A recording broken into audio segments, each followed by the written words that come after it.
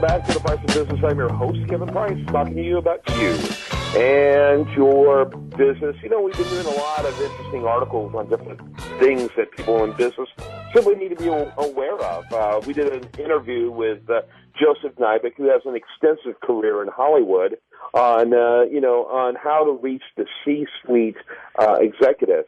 And it's entitled, Does Your Pitch Require C-Suite Attention, with Joseph Neibich on there.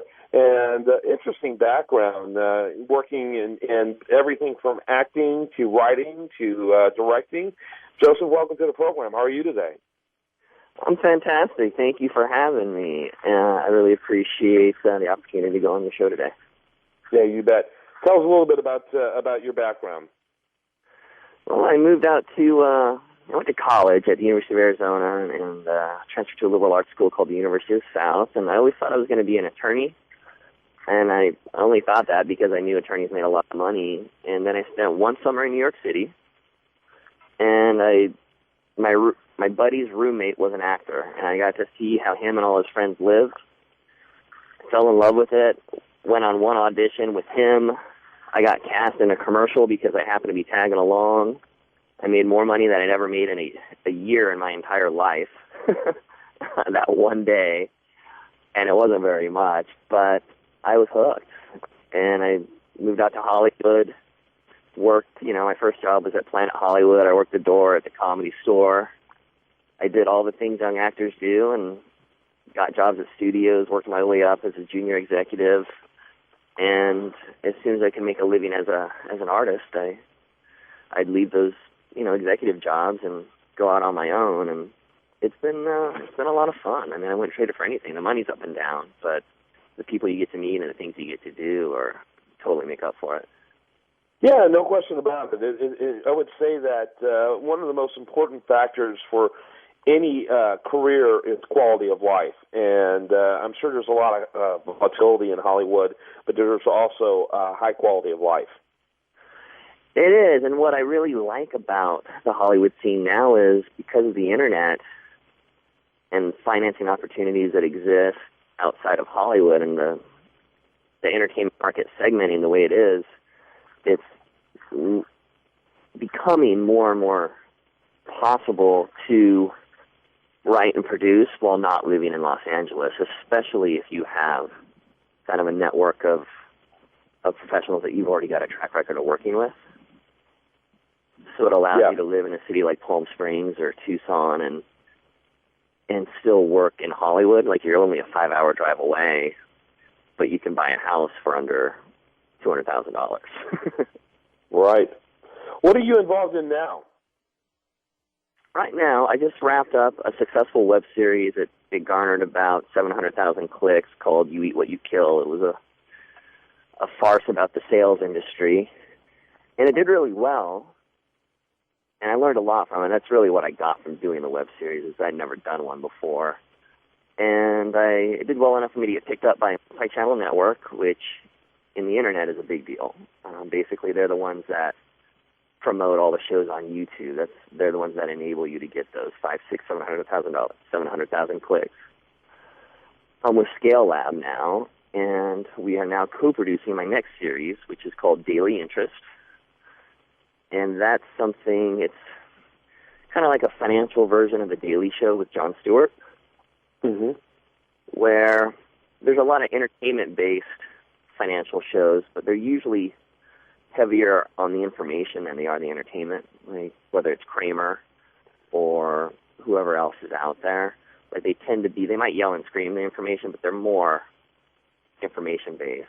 And our show is going to be very much like The Daily Show, where we're really more interested in entertaining people. Like, yes, we're going to educate them to a degree, but our primary focus is going to be getting jokes. Very interesting. And we just shot the pilot on Friday. It went really well. We're editing now. And from what we've seen of the raw footage, Scale Lab definitely wants to move forward with it. So I'm hoping to get that out on the web. My hope is October, November. And we can start distributing that. And we're obviously keeping our fingers crossed to get it go from web series to TV series. What was the name of the series, the last series you did that has led to this new one? It's called You Eat What You Kill. In the sales industry, it's kind of how you refer to your life when you're on commission only. Right, absolutely, yeah. Having had work in that, in sales for much of my life, I know exactly what you're talking about. I think that's very cool. What's the website for that? Is there a website that you could refer to?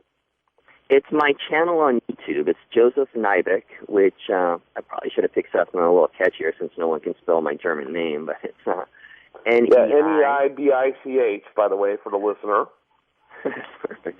Yeah, and it's my YouTube channel. Or you can just type in You Eat What You Kill, and typically it comes up first, second. Like there's 10 episodes. It usually comes up several of the episodes in the top 10, so you can't miss it. I have an animated poster, or I should say thumbnail. I'm so stuck in the film industry. Awesome. But it's there. I mean, you'll see some thumbnails for when animals attack and such, but typically you can't miss it if you type in You Eat What You Kill. Very interesting. So you're trying to, and it sounds, from this last one you did, you're trying to make it kind of a hybrid of funny and informative, but with a little more emphasis on funny. It is, and what I really saw is, I worked in Hollywood a long time, and I loved being a junior executive, but I'm an artist first, and I always wanted to keep my focus there, so that's always going to be my push. And there's plenty of informative shows on financial services. I mean, there just are, whether it's people telling you how to invest or what stock to buy.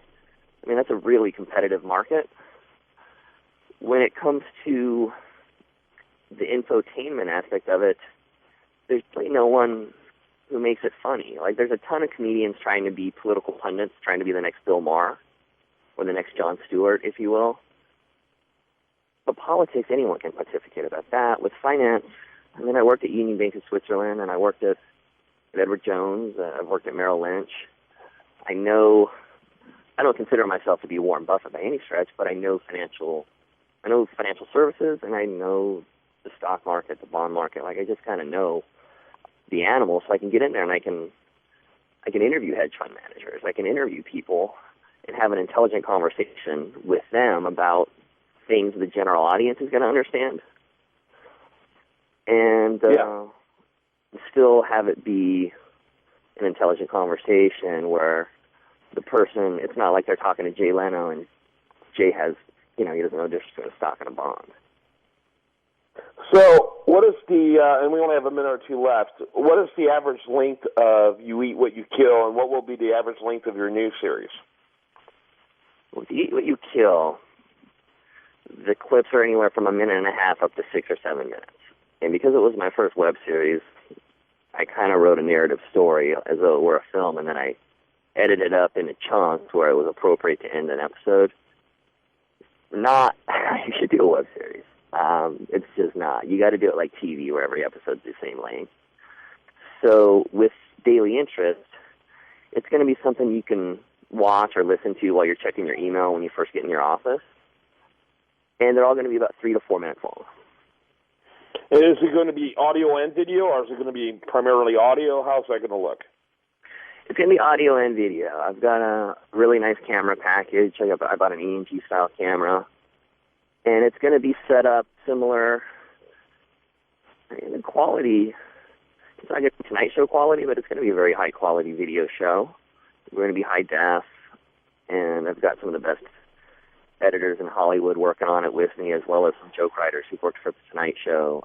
They've worked for Joan Rivers, and they've worked for the Tosh.0 show. So we're expecting big things, and because of my relationships in Hollywood, I think I can turn it into a TV series. Yeah. Mm-hmm. Joseph Neibich, he's been our guest. And excited about it, because it's something that MSNBC and CNN, it's just not something that they have right now. And I think it's something that the market would like. Yeah, I think it sounds like it has tremendous potential. Joseph Neibich, he's been our guest. It's Neibich. I encourage the listener Just go to YouTube.com. Simply put in, "You eat what you kill." You eat what you kill. It will pop up very high. That's what I did. And there you can get connected to all of his media. Thanks so much, Joseph, for being with us. My pleasure. Have a great day, sir. You too. When we come back, much more for you. I do want to remind you, best content here, it shows up over there at usdailyreview.com. While there, like it on Facebook, follow it on Twitter. You're listening to The Price of Business.